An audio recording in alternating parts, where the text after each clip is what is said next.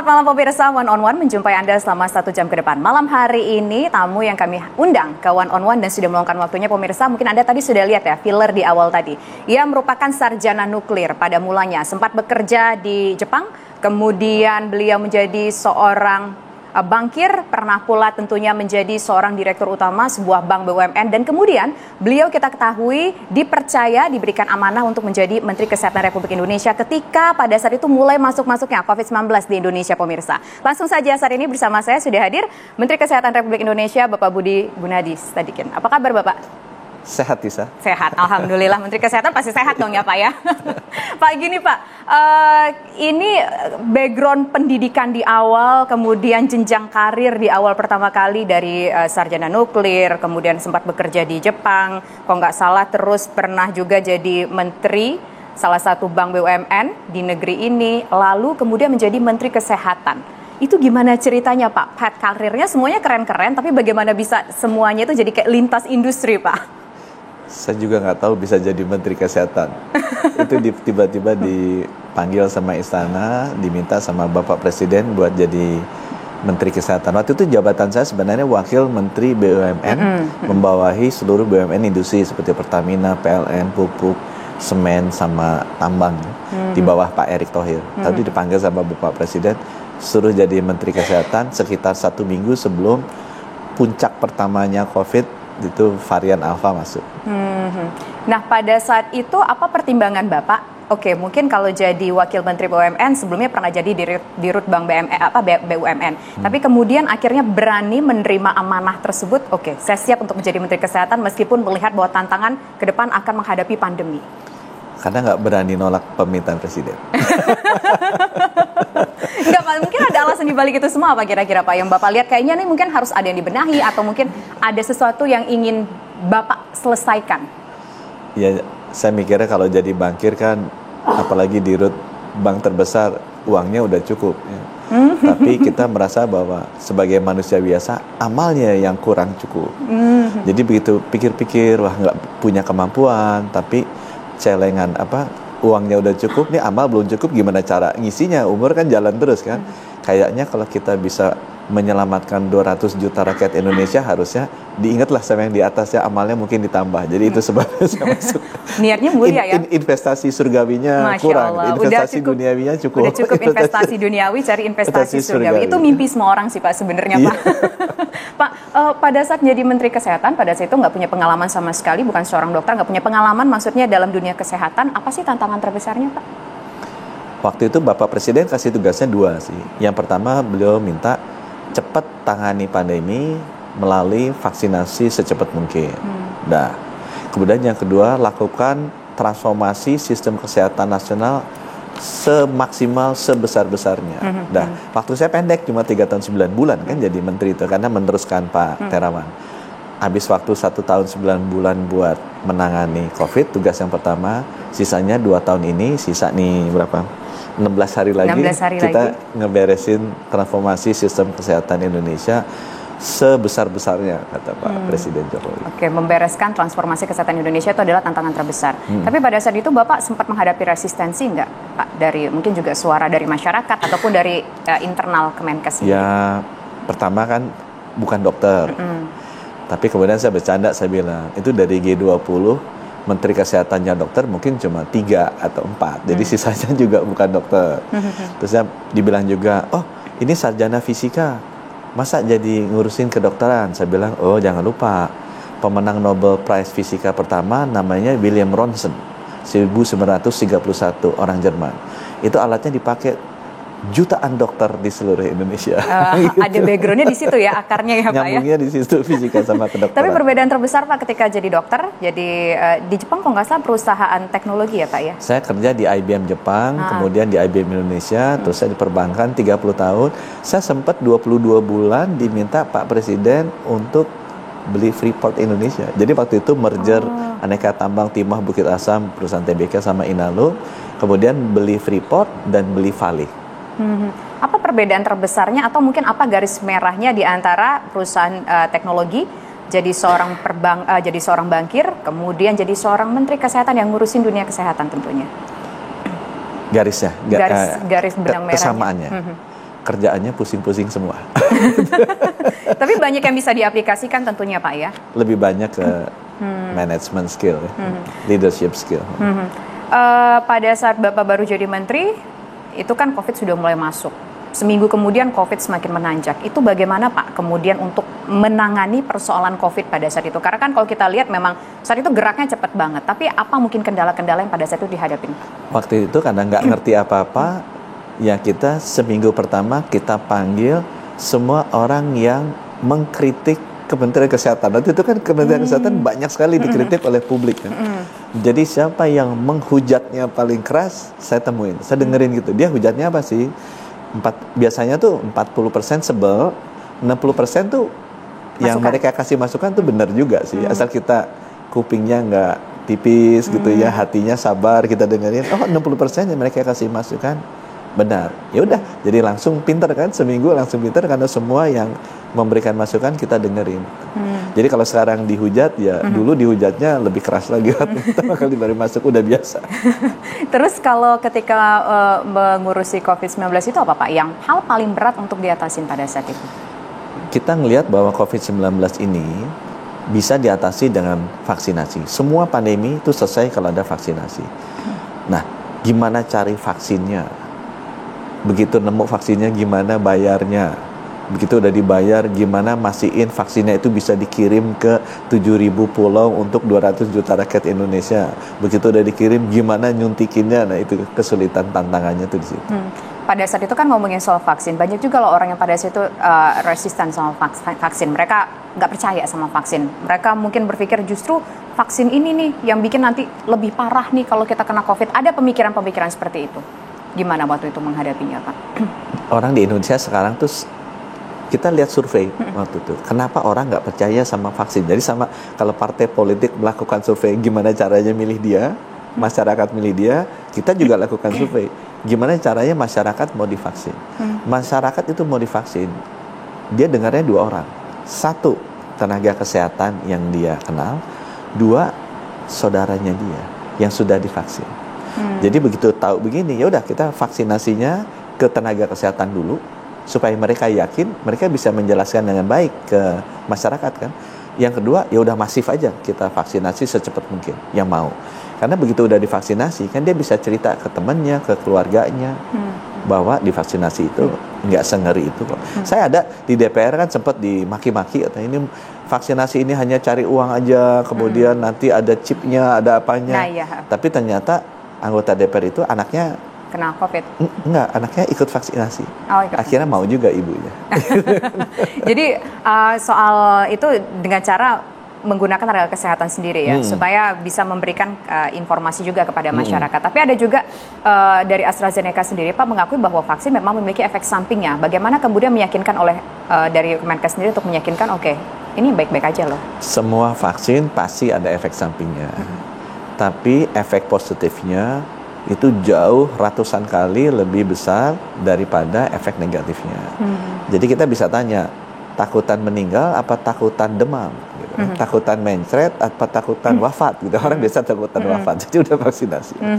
Dan tingkat vaksinasi pada saat itu cukup tinggi ya Pak ya? Cukup tinggi, 205 juta apa 206 juta orang, 420 juta dosis vaksin dalam waktu 1 tahun 9 bulan gitu. Nah, selama jadi Menteri Kesehatan selama 3 tahun ini, apa saja sih Pak perubahan-perubahan yang sudah dilakukan di masa Bapak? Nah, begitu vaksinasi selesai, kita lakukan transformasi sistem kesehatan. Nah, yang paling utama setelah saya belajar itu, sisa 2 tahun ini, strategi penanganan kesehatan, intinya tuh harus menjaga orang tetap sehat. Bukan yang selama ini dilakukan, mengobati orang sakit. Menjaga orang sehat itu strateginya adalah strategi promotif dan preventif, pencegahan, bukan strategi kuratif. Tempatnya di mana lokusnya? Di klinik, di keluarga, di puskesmas, di posyandu. Bukan hanya di rumah sakit. Itu sebabnya waktu saya masuk saya lihat 80% waktu saya, 80% anggaran Kemenkes itu ditaruhnya di kuratif, di hilir, di rumah sakit. Nah sekarang geser, kita geser promotif preventif di puskesmas, di posyandu, sifatnya screening, pendidikan, kesehatan, seperti itu. Itu sebabnya kenapa sekarang saya lari, itu untuk mengedukasi masyarakat. Jangan sampai sakit loh, kalau udah sakit itu udah telat. Mendingan kita jaga sehat aja, jauh lebih murah dan kualitas hidup jauh lebih baik. Dibagi dalam BGS ya Pak, Budi gemar sharing ya. Itu BGS itu gimana cerita idenya Pak? Saya kan lihat juga Instagramnya Bapak tuh. Saya nggak ngerti mengenai sosial media dengan baik ya. Nah, ketemu sama anak-anak sosial media pada saat COVID. Jadi COVID itu dibantu banyak kan, ada yang nggak suka vaksin kan, tapi ada yang suka. Dan saya ngelihat ini gimana caranya memenangkan battle of mind gitu. Anak-anak muda, harus pakai sosial media. Jadi saya panggil anak-anak muda yang ngerti sosial media. Salah satunya ada namanya Dr. Alvin. Saya ketemu pada saat itu ada rumah sakit kapal tuh, ketemu dia bikin kontennya bagus. Saya ajak deh, bantuin saya bikin konten yang bisa masuk anak muda. Nah, keluar dah dia BGS, Budi Gemar Sharing, Budi Gerak Sehat, ya segala macam. Nah, itu yang kemudian Alvin ini yang bantu saya untuk mempromosikan gaya hidup sehat, promosi kesehatan di sosial media. Jadi seorang Menteri Kesehatan selain berpikir bagaimana masyarakat tetap sehat, juga memberikan edukasi secara langsung, karena memang sekarang sosial media gampang banget ya Pak untuk memberikan informasi. Ya, saya bilang sosial media itu harus kitanya sendiri, nggak boleh pakai orang lain. Kita sendiri yang mesti ngomong. Kemudian saya juga tanya, saya serius tanya ke Meta, ke YouTube, ke ini saya tanya, apa sih orang Indonesia senangnya apa? Senangnya orang Indonesia yang lucu dan ada makanan. Jadi selalu waktu itu kita sempat keluarin gimana cara makan yang sehat. Ya kalau bisa bikin ya agak lucu. Orang Indonesia senangnya lucu, makanan dan harus langsung pribadi yang ngomong. Itu kata Meta ya. Itu kata Meta. Jadi belajar dulu begitu ya. Belajar SEO-nya dulu ya Pak ya. Pak gini, kalau dari segi mengatasi persoalan kesehatan mungkin udah nggak diragukan lagi, berhasil. Tapi kan di dalam tubuh Kementerian Kesehatan sendiri kayaknya juga ada sampai sekarang mungkin kebijakan-kebijakan yang dianggap tidak populer di lingkungan tenaga kesehatan sendiri. Nah, ini nanti akan kita bahas di segmen nanti, termasuk juga protes-protes soal dokter impor, kemudian juga soal hal-hal lainnya, termasuk soal izin praktek dokter yang kemudian ini juga ada yang komplain soal ini. Sesaat lagi pemirsa kita bahas, tetap bersama kami di One on One.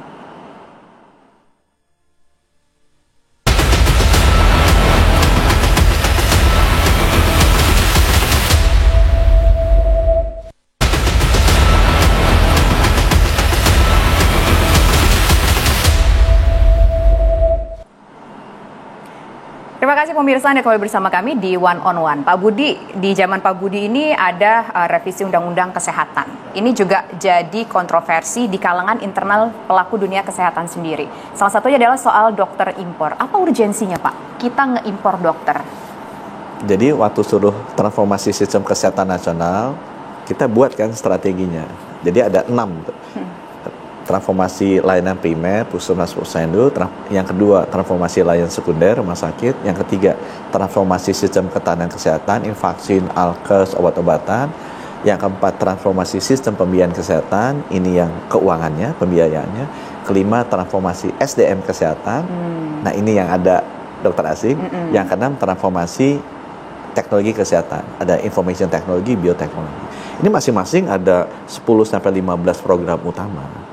Memang yang paling ramai yang masuk ke Twitter, ke WA Group itu yang transformasi SDM kesehatan, karena ini yang menyentuh tenaga kesehatan ya, terutama dokter. Itu sebabnya ramai. Tapi sebenarnya ada 100-an program yang dijalankan. Nah, salah satu programnya adalah kecukupan dokter. Karena dokter di Indonesia itu rankingnya sama Yemen dan Tonga. Google aja. Jadi berapa sih jumlah dokter per populasi Indonesia tuh? Saya jadi Menkes malu karena rankingnya sama Yemen, Tonga gitu kan. Bangladesh, Timur aja di atas, Filipina di atas. Jadi kita sangat kekurangan. Itu dokter umum atau dokter spesialis? Dokter umum, apalagi dokter spesialis. Dokter umum aja udah kekurangan, apalagi dokter spesialis. Nah, saya bingung karena semua orang bilang, kita kekurangan 1/1000 itu rata-rata lower middle income country. Indonesia tuh 0,6-0,7/1000. Rata-rata dunia 1,76/1000. Dan kita kalau 1/1000 mau naik 1, itu kan butuhnya 280.000 dokter kan. Kita 280 juta. Jadi kita kurangan 140.000 dokter. Kapasitas per tahun cuma 12.000. Gapnya ada 140.000. Jadi saya bingung kan. Kurang. Begitu saya tambah dong. Saya baru tahu bahwa di moratorium FK itu nggak boleh tambah. Saya jadi bingung kan, ini gimana ngitungnya dulu. Nah itu saya buka. Kenapa saya sih nggak tambah. boleh nambah Pak, sebelum kita bahas ke dokter? Kenapa nggak boleh nambah? Apakah ini ada kaitannya dengan bisnis atau gimana? Yang Bapak tangkap sebagai seorang Menteri Kesehatan? Ya, sebagai orang bekas bankir ya. Ya orang ekonomi kalau supply jauh di bawah demand, ya harganya tinggi sih. Oke, hukum permintaan dan penawaran. Oke, sekarang kita lanjut lagi Pak ke persoalan dokter tadi Pak. Jadi kita sangat kekurangan dokter. Dan kekurangan dokter ini dikonfirm. Saya konfirm, kalau lihat puskesmas. Kita udah mau 80 tahun merdeka. Puskesmas kita tuh sampai sekarang mungkin 400-500 tuh nggak ada dokternya. 5.000 nggak ada dokter gigi, ada 10.000. Kalau kita naik ke rumah sakit itu, rumah sakit ada standar dokternya tuh, butuh 7 dokter spesialis dasar. Mungkin dari 514 kabupaten kota yang lengkap mungkin di bawah setengah. Jadi udah habis-habisan kekurangannya. Kita punya misalnya serangan jantung sama stroke. Itu butuh alat yang namanya cath lab untuk intervensi. 514 kabupaten kota yang punya bisa nangani cuma 44. Jadi semuanya udah kurang sekali. Itu sebabnya kita adakan. Nah, dokter asing waktu itu spesifik itu untuk anak di sana. Jadi anak kita itu 12.000, 4,8 juta. Indonesia banyak banget. Satu Singapura. Setiap tahun satu Singapura kita nambah bayi, gitu kan. Dari situ 1/100, 48.000 punya kelainan jantung bawaan. Dari sini 25%, 12.000 itu punya kelainan jantung bawaan kritis. Severe congenital heart disease. Kalau nggak dioperasi setahun bisa wafat. Kapasitas operasi kita cuma 6.000. Saya tanya 6.000-nya gimana? Jawab teman-teman waktu itu, seleksi alam. Jadi wafat tuh 6.000 nggak ketangani. Operasi jantung memang dulu beberapa tahun yang lalu. Dan ini susah sekali kan? Harus nunggu berbulan-bulan Pak. Oh, malah tahunan kalau lihat di harapan kita. Jadi saya bilang, dong meninggal 6.000 anak setiap tahun. Mau bikin tambah dong spesialisnya. 4 tahun kan? Matilah 4 kali 6.000, 24.000. Kalau saya bilang, aduh kalau saya nanti wafat, ditanyakan sama malaikat munkar nakir, udah ngapain aja sebagai Menkes? Waduh, saya takut dibully. Takut di medsos nanti dihujat sama teman-teman sejawat, jadi saya nggak berani mutusin. Masuk neraka saya. Saya mendingan datengin dokter asing, datengin dokter asing supaya bisa membantu mengobati. Jadi sebenarnya nanti akan kita impor dokternya dokter apa kriterianya? Apakah dokter umum atau mungkin dokter spesialis? Kita hanya dokter spesialis yang dibutuhkan. Dan ini kan semua dokter spesialis ini kan di dunia juga nggak banyak, jadi harusnya nggak usah khawatir lah teman-teman. Dan juga ini masukkan mereka nggak seumur hidup di sini, mereka masukkan sementara. Mereka juga bisa menularkan cara mereka bekerja. Kemarin kita coba sih dari Arab, kita undang bawa ke Medan. Wah itu bisa ngobat bedah jantung anak banyak, bisa bedah jantung dewasa juga yang teknik-tekniknya kita jarang sekali nggak pernah lakukan di Adam Malik. Itu akhirnya bisa lakukan dengan mereka. Kita bisa belajar juga. Nah itu dokter yang sudah masuk baru dari Arab Saudi aja Pak, atau mungkin sudah ada dari beberapa negara lain? Totalnya udah berapa dokter impor yang datang Pak? Saya nggak hafal angkanya ya, tapi beberapa izin sudah kita berikan sih. Jadi salah satunya kan BUMN ingin bangun rumah sakit khusus di KEK di Sanur. Nah itu kita udah kasih izinnya. Mereka boleh masukkan dokter asing juga masuk. Ada batasannya Pak? Ada aturannya ya, dan dokter asingnya diatur berapa lama kerjanya, maksimal kerja berapa banyak, dan mereka nggak boleh praktek mandiri ya, harus praktek di rumah sakit. Dan pada saat praktek mereka harus didampingi oleh dokter Indonesia supaya terjadi transfer teknologi. Pak, kebijakan Bapak ini kan tadi berpikir mau jadi Menteri Kesehatan karena sudah banyak tabungan di dunia. Saya pengen punya tabungan di akhirat. Jadi ingin melakukan reformasi, ingin melakukan restrukturisasi mungkin secara besar-besaran dengan berbagai macam kebijakan yang ada ketika jadi Menkes. Tapi kebijakan Bapak ini kabarnya bikin Bapak nggak cocok sama IDI ya Pak ya? Saya sih nggak cocok ya. Cuma saya merasa bahwa ada beberapa hal yang harusnya dilakukan oleh pemerintah agar kualitas layanan ke masyarakat lebih baik lagi. Contohnya itu tadi. Misalnya kalau dokternya kurang, nah kita harus tambah dong. Kalau misalnya ada sekelompok yang bisa bilang, nggak usah ditambah, ngapain sih ditambah, masalahnya distribusi.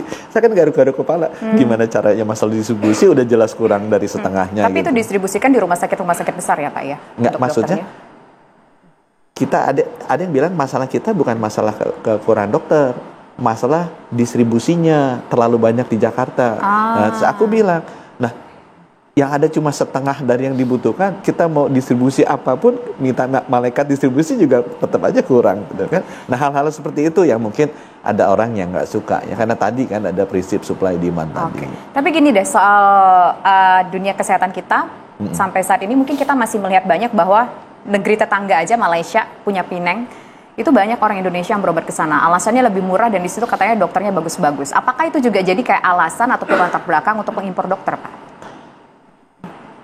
Dokter, media, bankir itu punya kesamaan. Dia akan ada profesi itu kalau masyarakat percaya. Betul kan? Kalau masyarakat udah nggak percaya sama TV One, nggak ada yang dengar, TV One juga tutup kan? Masih percaya, alhamdulillah. Dia masih percaya. Nah, saya juga sebenarnya itu tugas saya. Kalau sampai masyarakat kaya ke luar negeri, saya nggak terlalu takut. Kalau sampai masyarakat menengah udah ke Malaysia, ke Penang, itu saya khawatir. Artinya apa? Dia nggak percaya sama dokter di Indonesia kan? Nah, saya mungkin kalau saya dokter, saya akan susah mengakui itu. Ya wajar lah, saya sangat malu. Tapi saya sebagai orang luar, menteri kesehatan, saya khawatir tuh. Kalau orang-orang Indonesia golongan menengah sudah mau nyebrang karena bilang, oh di sana saya bisa sembuh. Oh di sana kasih obat cuma 1 sembuh, di sini kasih obat 100 dan mesti dioperasi, di sana nggak usah sembuh. Itu kan ada masalah trust kan.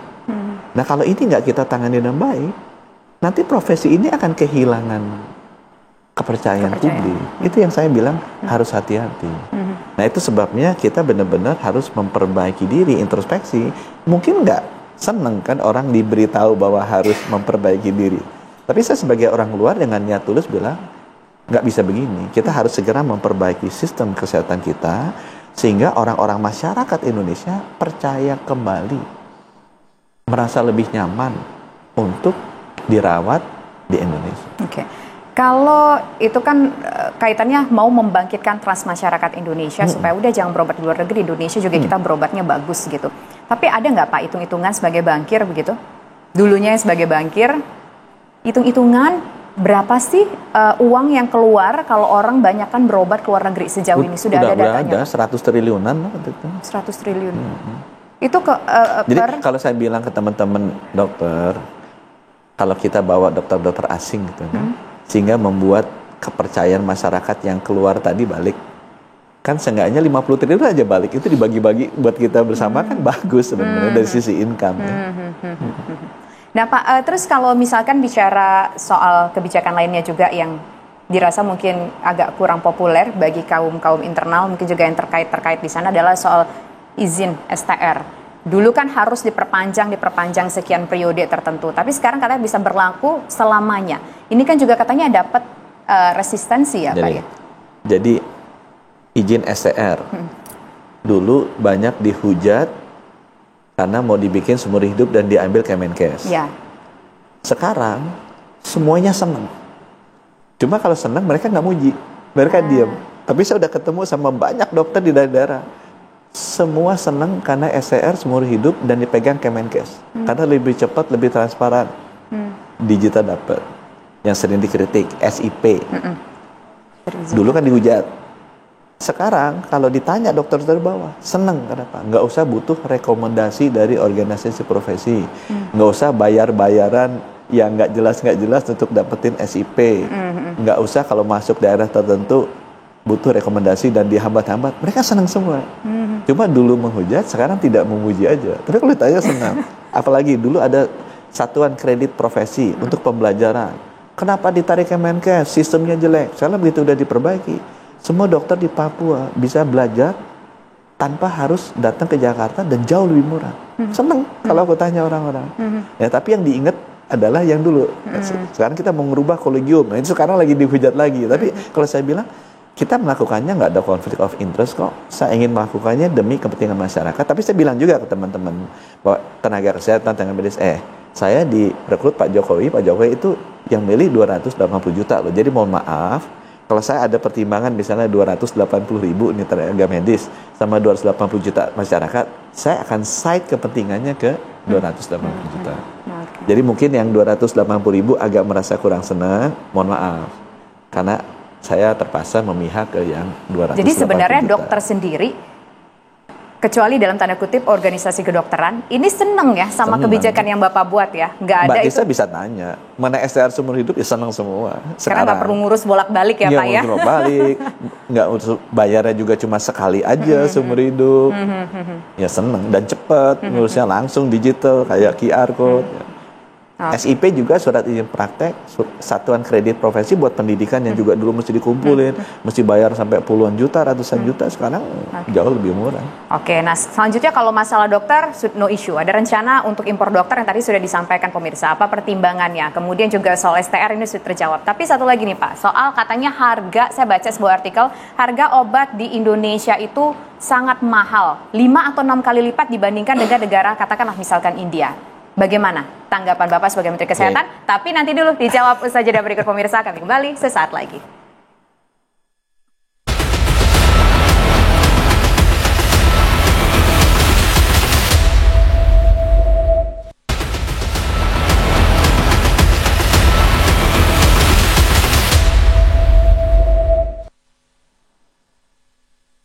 Menjawab pertanyaan menggantung tadi Pak, harga obat di Indonesia ini 5-6 kali lipat lebih mahal, 500 sampai 600% lebih mahal dibandingkan katakan dengan India.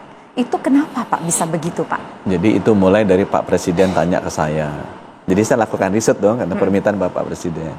Obat itu ada 3 kategori. Ada obat generik, ini biasa produksi dalam negeri yang dipakai BPJS. Kemudian ada obat lokal branded generik, jadi produksi lokal. Sebenarnya generik tapi dikasih merek sama dia tuh. Ketiga ada obat impor. Nah obat yang generik sebenarnya kita harganya sama atau lebih murah. Kenapa? Karena dinego oleh BPJS. Jadi bagus nih harganya. Lebih murah dari masnya. Nah yang harganya jauh lebih tinggi adalah impor. Dan juga yang paling tinggi adalah branded generik. Jadi obat generik yang di brand sama perusahaan farmasi lokal. Itu yang tingginya 500. Ya bisa sampai antara 1 kali, 2 kali sampai 3 kali, 4 kali, 5 kali. Kenapa bisa lebih tinggi? Karena branding kah atau mungkin ada cost-cost lain di balik itu semua Pak? Karena kan bahan bakunya nggak terlalu mahal. Ya kita juga sempat cek yang impor juga high code-nya ada harganya di bawah. Nah saya juga sempat cek karena banyak yang bilang ini masalah pajak, gitu, menyalahkan Kementerian Keuangan. Tapi sesudah saya cek, pajak itu kan berkisar 11%, 20%. Gitu.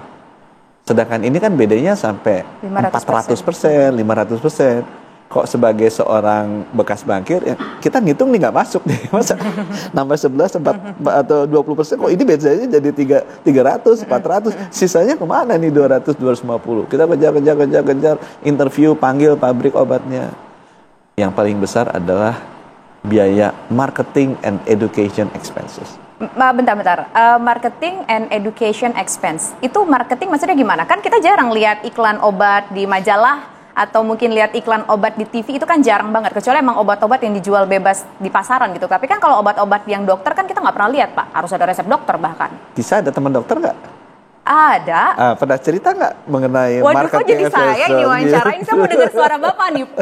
Turnya Bapak, belusukannya Bapak dari data-data yang Bapak punya itu seperti apa? Ya jadi perusahaan farmasi lokal dan juga impor itu mesti mengeluarkan marketing and education expenses di Indonesia yang cukup tinggi. Ke siapa marketing dan education expense-nya? Terhadap biasanya disebut key opinion leaders atau tenaga medis yang memang menggunakan obat itu. Berarti biaya obat yang mahal, salah satu faktor penyebab utamanya adalah biaya komisi ke dokter. Apa itu benar Pak? Nggak harus dalam bentuk komisi ya. Bisa dalam bentuk subsidi buat edukasi gitu kan, edukasi ke luar negeri. Ya, edukasinya ada yang ekonomi kelas, ada yang minta bisnis kelas gitu ya. Ada yang tadinya hanya 1 orang tapi mintanya 2 orang gitu kan, macam-macam ya. Ada biaya promosi seminar. Dulu kan SKP mahal, satuan kredit profesi kan, dokter itu mesti terus ini kan ikut seminar kan, seminarnya ada yang 5 juta, 10 juta. Nah itu kadang-kadang disubsidi oleh perusahaan-perusahaan ini. Nah itu yang namanya marketing and education expenses ini yang 80%, 100% menaikkan harga obat ini. Nah itu bisa justify karena kalau pajak kan 11, 10 itu nggak akan heran kita kok bedanya bisa sampai 400%, 300%. Tapi kan di sisi lain mungkin juga bagus ya Pak ya, karena kan bisa menambah, mengupgrade knowledge dokter-dokter Indonesia walaupun memang biayanya akhirnya dibebankan kepada konsumen. Gimana tanggapan Bapak kalau ada yang berpikir seperti itu? Ya itu tadi kan, saya sebagai menteri ditunjuk sama Pak Jokowi Karena Pak Jokowi dipilih 280 juta rakyat kan. Kalau misalnya ini ada 280 juta, ya kita harus bikin kebijakan yang memihak ke 280 juta rakyat. Nah, ngomong-ngomong pendidikan tadi Pak, kabarnya Kementerian Kesehatan ini sudah banyak menyekolahkan dokter-dokter asli Indonesia untuk dapat beasiswa bahkan ke luar negeri atau juga di dalam negeri. Itu udah sampai sejauh mana serapannya Pak? Kita minta ke Ibu Sri Mulyani, dan Ibu Sri Mulyani baik sekali sama saya, dikasih tuh dari LPDP 2000 kan. Kita kan kekurangan seperti yang saya sampaikan tadi, kekurangan dokter spesialis. Jadi kita minta tolong dan dikasih. Begitu kasih 2000, setahun yang keserap cuma 600. Saya bilang kenapa? Karena nggak ada bangku sekolahnya. Jadi mau dipelajarin kemana? Nggak ada tempatnya. Maksudnya nggak ada pendidikan spesialisnya atau? Misalnya dulu bedah toraks kardiovaskular dibutuhkan untuk ini pediatrik, bayi yang tadi cacat jantung bawaan. Itu sekolahnya cuma ada di UI dan Unair. Mungkin masing-masing total 25-40 tahun. Kita butuhnya 400 gitu kan. Mau dimasukin kemana? Nggak ada sekolahnya. Sekarang udah nambah sih mereka. Ya akhirnya kita cari ke luar negeri. Cuma luar negeri kan untuk spesialis harus praktek pegang pasien kan. Nggak semua negara kan mengizinkan dokter kita belajar pegang-pegang pasiennya dia.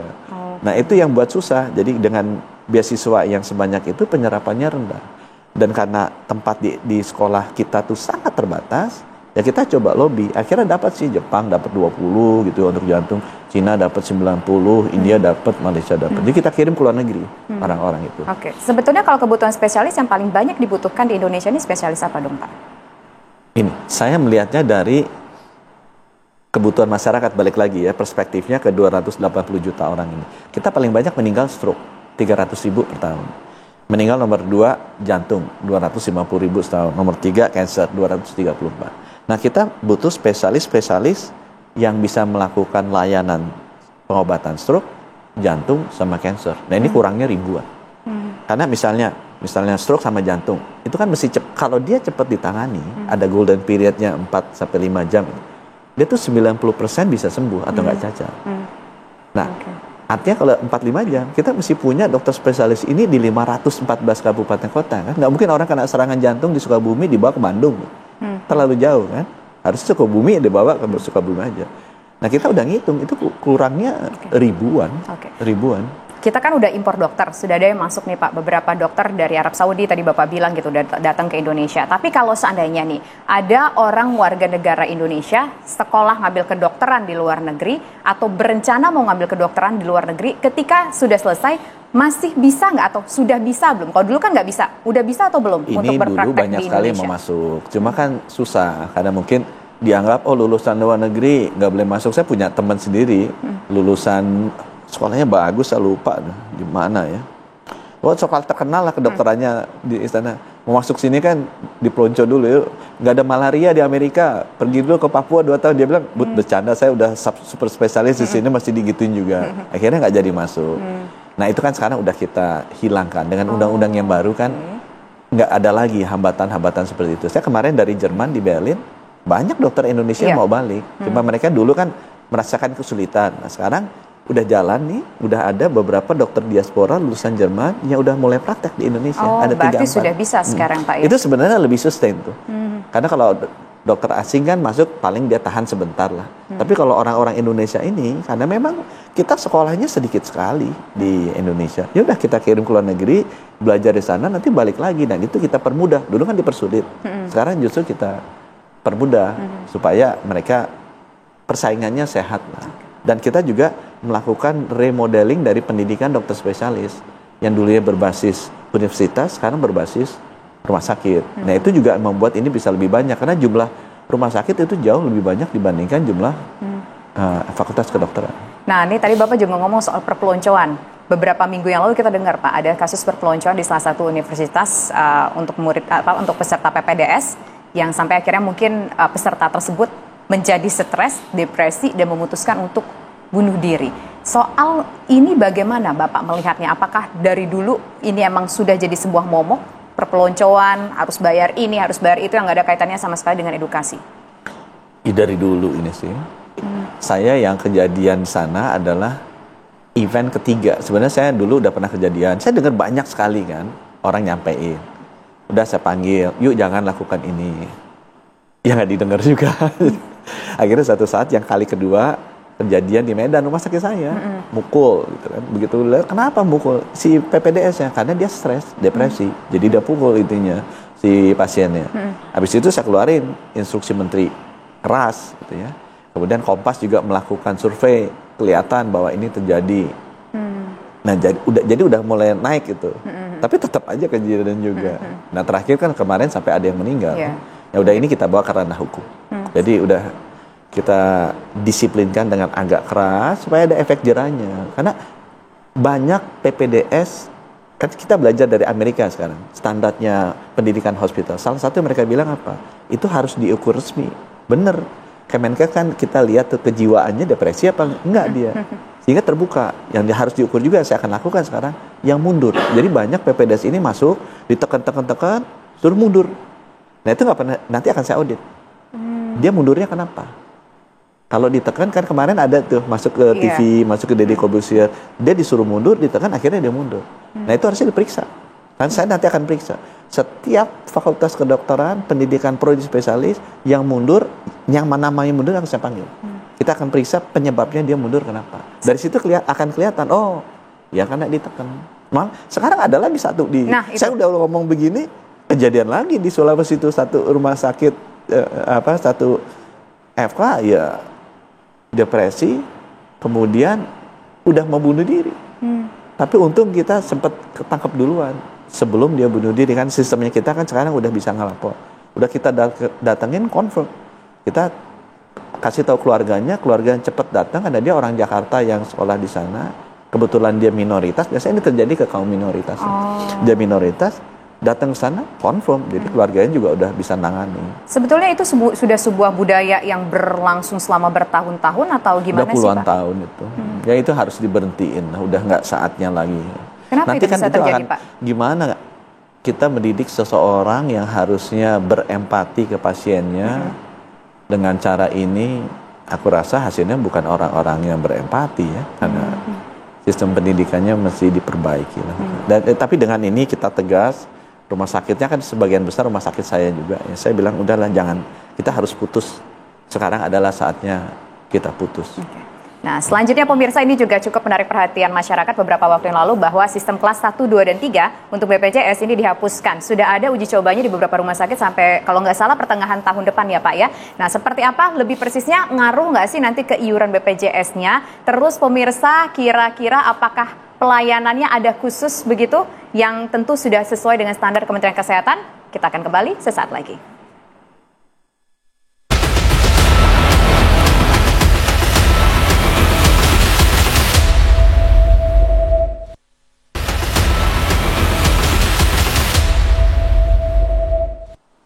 Menjawab pertanyaan tadi Pak, ini katanya BPJS sudah nggak ada kelas dan sudah diuji cobakan ke beberapa rumah sakit sampai pertengahan tahun depan. Nanti akan ada penyesuaian biaya juga kah Pak? Untuk karena semuanya nggak ada lagi 1, 2, 3, semuanya standar kelasnya sama. Sebenarnya bukan peniadaan kelas, tapi standarnya kita naikkan. Yang akan kita lakukan kelas 2 sama kelas 3 itu standarnya kita naikkan dan jadi satu. Satu kamar maksimal 4 tempat tidur, harus ada kamar mandi, harus ada korden, harus ada AC. Itu sih sebenarnya intinya. Rumah sakit pada setuju nggak Pak? Katanya kurang profitable. Rumah sakit yang tadinya satu kamar diisi 8, diisi 10, ya pasti nggak setuju. Tapi kan sama juga kan, rumah sakit 3.200. Rakyat Indonesia 280 juta. Saya konsisten lah. Demi rakyat Indonesia 280 juta, lebih seneng nggak? Seneng lah daripada berdelapan, senangan berempat. Kamar mandi di luar sharing, persenangan sekarang di dalam. Oke, nah kira-kira nanti ada penyesuaian biaya nggak Pak? Udah dibicarakan sama BPJS? Yang kita lakukan sekarang dengan menggunakan tarif yang ada. Oh, tidak ada penyesuaian biaya ya? Nah, ini yang kita penasaran juga nih pemirsa, menuju 20 Oktober 2024. Kabarnya Pak Menteri nanti akan dipilih lagi menjadi Menteri di Kabinet Prabowo Subianto, Gibran Rakabuming Raka, Kabinet Zaken namanya. Jadi Menteri Keuangan, bener Pak? Itu yang bisa jawab Pak Prabowo. Tapi udah dipanggil ke Hambalang? Sama Pak Prabowo, ya ngomong sering, namanya juga temen kan, ya. Kita jadi menteri. Ngomongnya apa Pak? Jadi menteri lagi ngomongnya gitu? Segala macam kita omongin, termasuk ngomongin makanan. Oh, ya. Karena makanan. Kita sama-sama suka makan. tapi bener ya Pak ya, jadi menteri ekonomi, menteri keuangan? Itu kan mesti tunggu tanggal 21 gitu ya. Yang tahu mungkin hanya Allah Subhanahu Wa Taala dan Bapak Presiden terpilih. Tapi waktu itu ngomongin, selain ngomongin makanan sama Pak Menteri, sama Pak Prabowo ngomongin apa lagi Pak Menteri? Yang ngomongin negara. Ya. Ngomongin negara, soal nanti kalau jadi kalau kedepannya nanti akan ada badan penerimaan keuangan, kemudian bener ya nggak Pak? Saya malah belum tahu. Berarti saya lebih bagus informasi daripada saya. Makanya udah ngobrol Bapak soal negara. Aduh. Enggak. Atau jadi jangan-jangan mungkin karena masih ada yang harus dibenahi di Kementerian Kesehatan, balik lagi jadi Menteri Kesehatan. Iya. Saya dimanapun ditaruh, kalau dipanggil ya alhamdulillah. Kalau enggak ya mungkin itu nanti jadi presenter aja deh. Waduh, senang jadi presenter, Pak. senang. Nah, ini berarti kita sudah dipanggil sama Pak Prabowo Subianto, tapi nomenklaturnya kita nunggu tanggal mainnya, begitu ya Pak ya? Oh, dipanggilnya kan dalam rangka ngobrol mengenai hal lain, bukan hal politik. Bukan soal menteri-menterian ya Pak ya. Oke, nanti kita tunggu saja pemirsa ya, karena ini masih menjadi sebuah rahasia soal kabinet Zaken ini. Terus kalau terakhir nih Pak, apa sih catatan Bapak untuk dunia kesehatan Indonesia, apalagi mungkin hal-hal yang harus dibenahi setelah Bapak bekerja selama 3 tahun, PR yang mungkin sampai sekarang kayaknya harus tetap terus diselesaikan? Kesehatan itu tidak bisa dilakukan sendiri oleh Kementerian Kesehatan, harus bersama-sama seluruh masyarakat. Pendekatannya nggak bisa pendekatan program, harus membangun gerakan. Kita harus merasa ingin sehat itu harus ada di individu masing-masing. Jadi tugas yang paling besar Kementerian Kesehatan kalau ingin dinilai berhasil adalah meyakinkan seluruh masyarakat Indonesia bahwa mereka mau hidup sehat dan itu keluar dari hatinya mereka sendiri. Oke, baik. Terima kasih Menteri Kesehatan Republik Indonesia, Pak Budi, sudah bersedia berbincang bersama kami selama 1 jam belakangan ini pemirsa. Dan demikian kebersamaan kita dalam One on One kali ini. Saya Tisa Noveni undur diri. Selamat malam, sampai jumpa.